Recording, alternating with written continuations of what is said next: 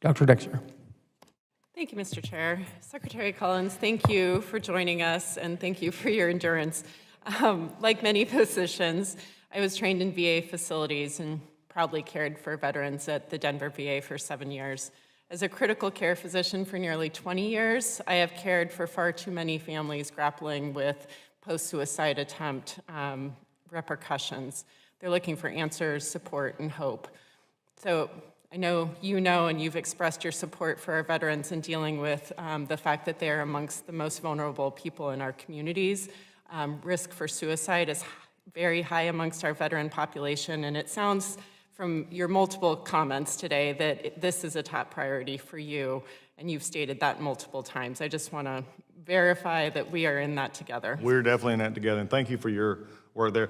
One of the things, if I could just interject here, most people don't realize it's not just 75%, it's closer to 80 or 90% on some baby docs who all come through the VA. Yep. What I would love to have, and have your help and the other doctors' help, how can we keep them? Some of that is actually, by the way, if you want a bill recommendation that you might want to carry, let's raise the caps. Yeah. Get my caps raised so I can actually hire doctors at a rate that is better than what we got right now. Love to work with you on that. Former Inspector General Michael Missel was dedicated in his work to end veteran suicide as well. And under his leadership, the Inspector General's office issued, and I just brought a few, report after report after report, laying out steps to better protect veterans who are at risk for suicide.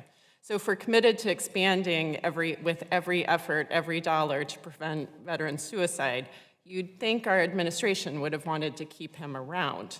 So instead, he was fired by President Trump along with at least 16 other inspectors general across the federal government just days after his taking office. Secretary Collins, why did President Trump fire Inspector General Missel? I have no idea. You'd have to ask him. Okay.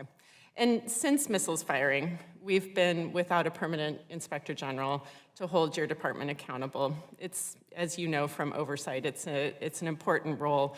And you, Secretary of Collins, have taken actions that have inadvertently put veterans at risk with the firing of 24 direct support line, veteran crisis line support staff. I know it wasn't the direct answers of the calls. I know you've rehired those VA workers, but can you tell me, did you approve those initial firings? The probationary firings were approved in my office. I mean, that's where we went forward, is following the directions that we were given. Okay.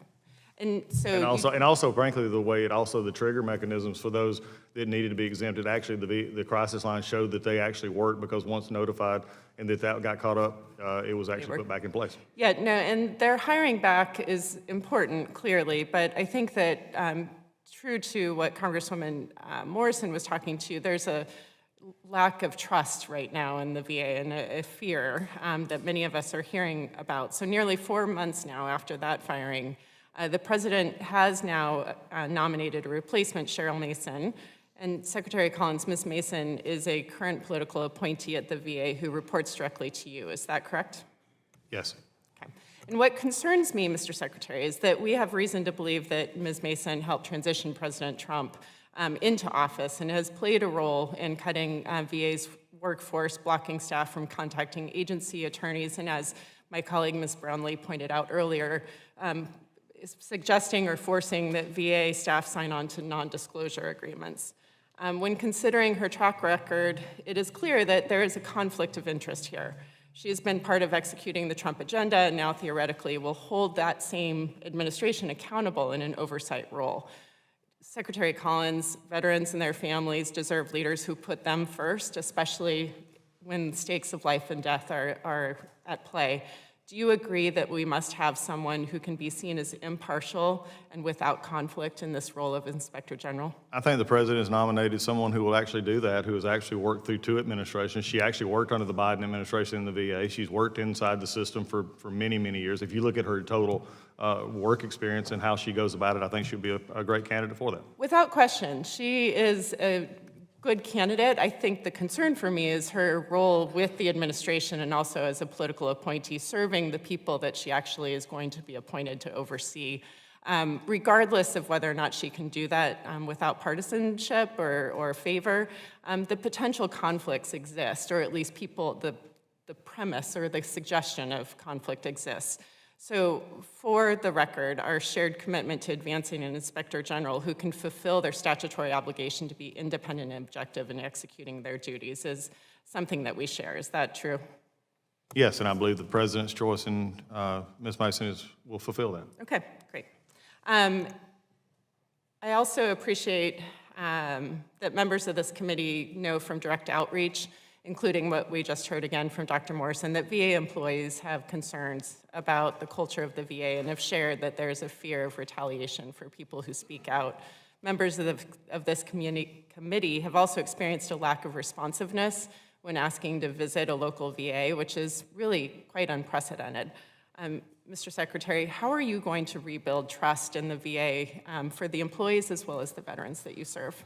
Continuing, Congresswoman, exactly what I'm trying to do right now is I have freely come up and talked about issues that are hard, and also say just judge what is actually happening and not what is being talked about. This has been the issue that I've had to deal with from the day one that I got in, was actually dealing with many times not accurate information. Yeah. Now, we can disagree about how some of this is to go about, and there may be some things that we could do differently, but also having to deal with just the blatant disregard for reporter and other backlog actually hurts the problem. So for me, it's just having to go forward and tell the truth as I have it, as we're actually working it, and work to just rebuild that visit by visit by visit that I go to. And what is interesting, though, and I was not joking with Dr. Morrison as well, is in Minneapolis and in other places as well, once I am there and able to talk to our hospital staff, talk to our senior leadership, and see them, they're actually understanding what my heart is. And I just got to do this one at a time and with every member here. I appreciate that. I certainly appreciate that showing up is what builds trust, and clearly you are doing that in good honor and spirit, so I appreciate that. We will be watching. We certainly are looking for our veterans to be served to the best of our ability as a nation. I hear your commitment, and we look forward to further conversations. Thank you, Mr. Secretary.